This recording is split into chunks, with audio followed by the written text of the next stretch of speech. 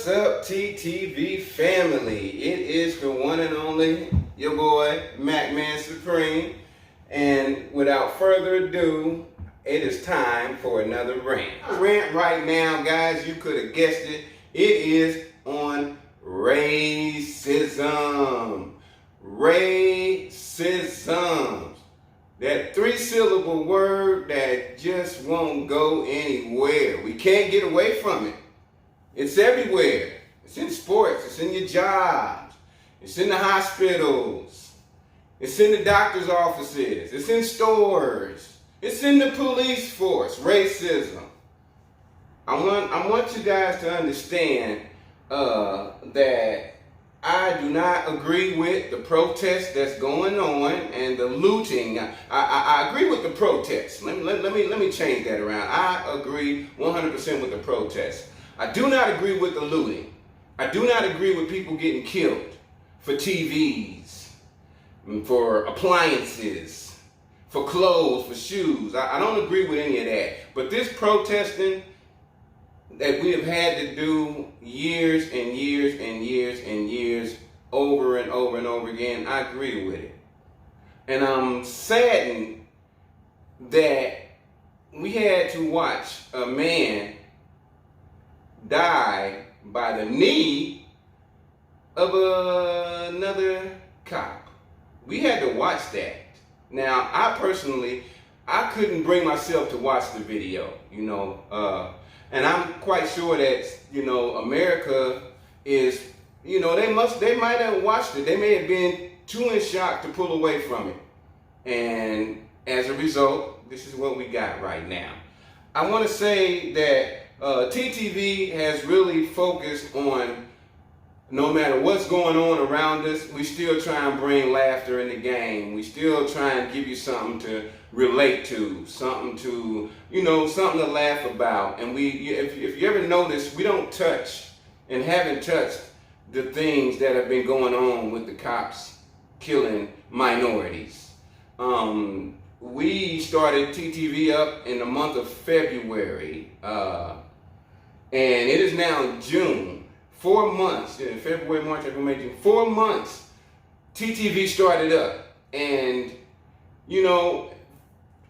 America couldn't even go 4 months without the police killing minorities, okay? And, we don't want people to think that, TTV is on there and they're not thinking about what's going on with the minority. They're not thinking about what's going on with the police killing black folks. And, that's not, we don't want y'all to think that, I can be honest with you. I've been quite amazed at my son coming up with skits that he does during the time that we're going through right now, because honestly, when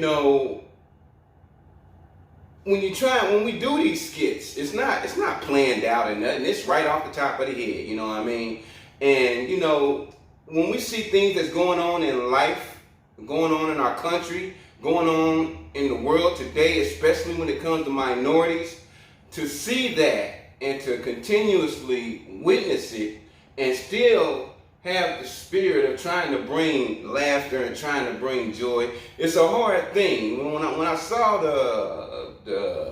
when I saw the George Floyd video, my son came to me, a couple days later, and he's like, "Dad, I got this skit. We're gonna do this right here."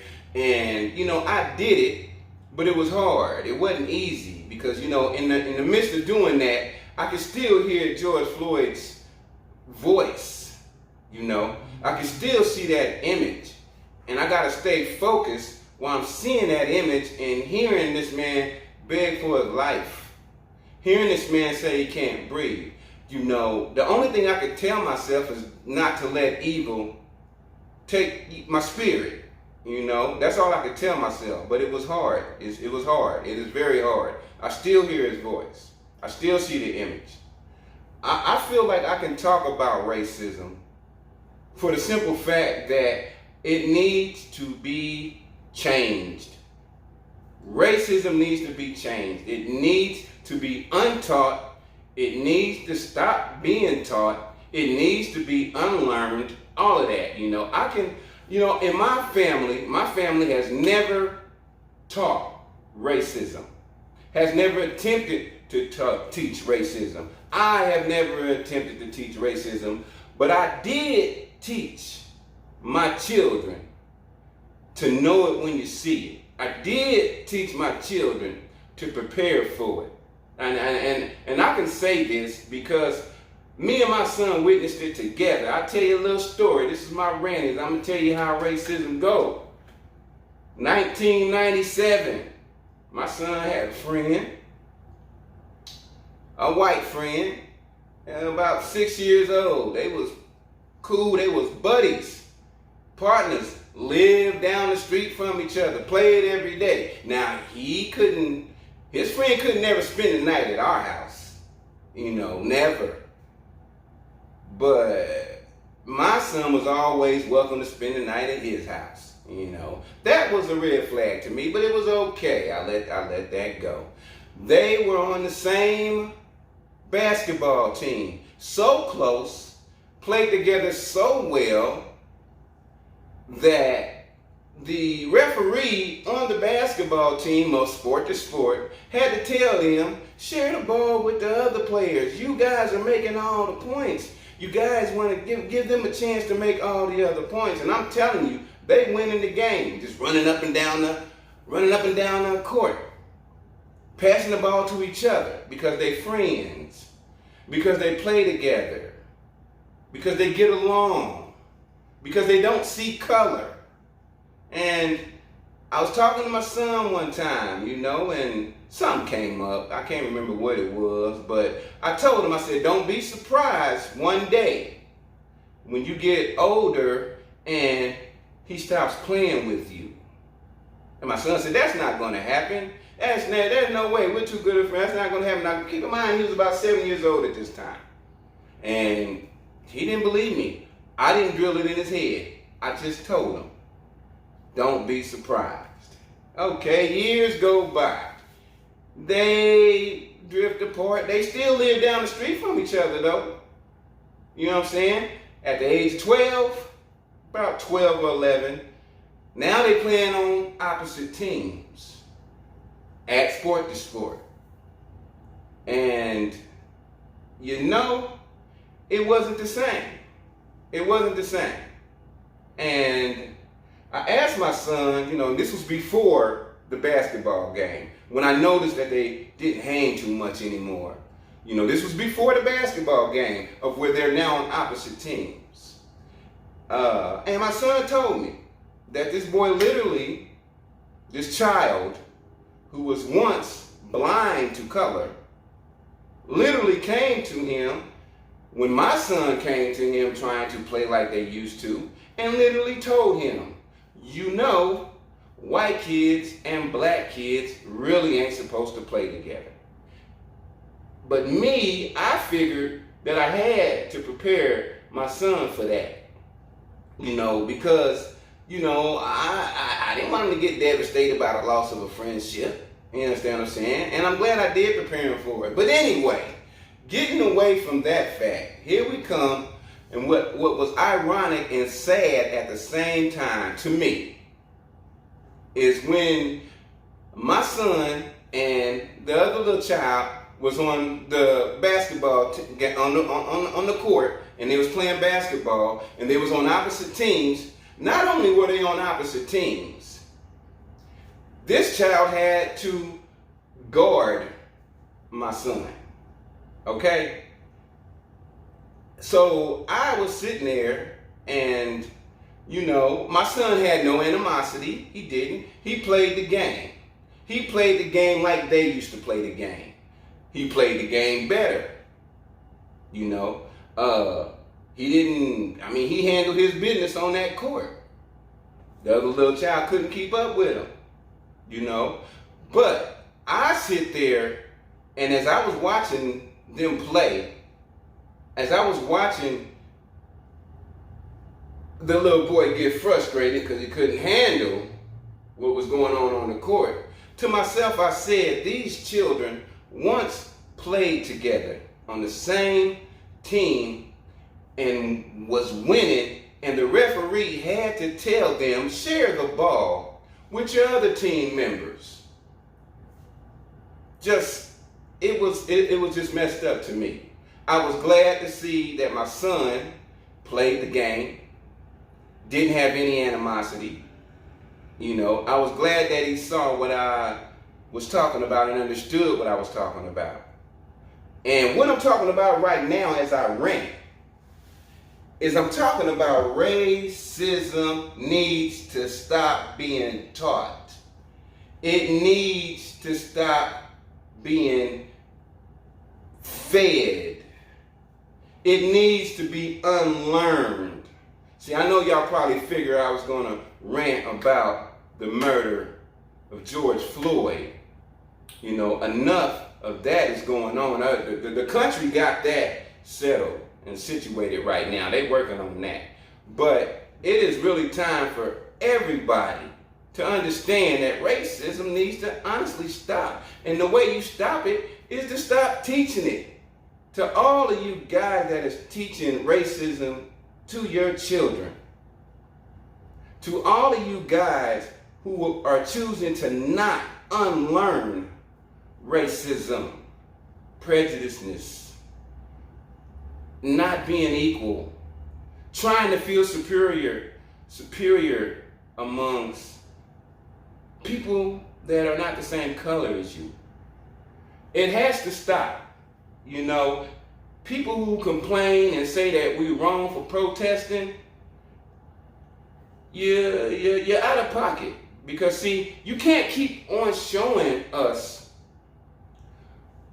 a black man getting pulled over in a car and then getting shot just because he's reaching for his driver's license, or because he don't want to get out of the car, or because he's talking back. You can't keep showing us that and then show a white person going to a church and kill 9 black people and then let us see the police take him to get a hamburger. You can't keep showing us stuff like that and expect the country or us to stay cool.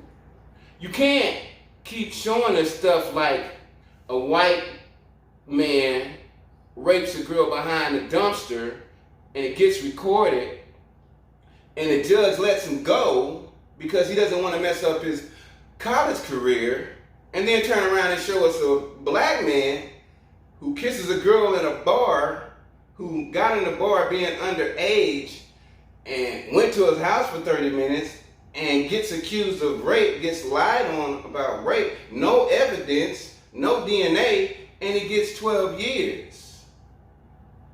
You can't keep showing us that and expect us to stay cool with it. You can't expect us to get used to seeing our people die by the hands of racial cops.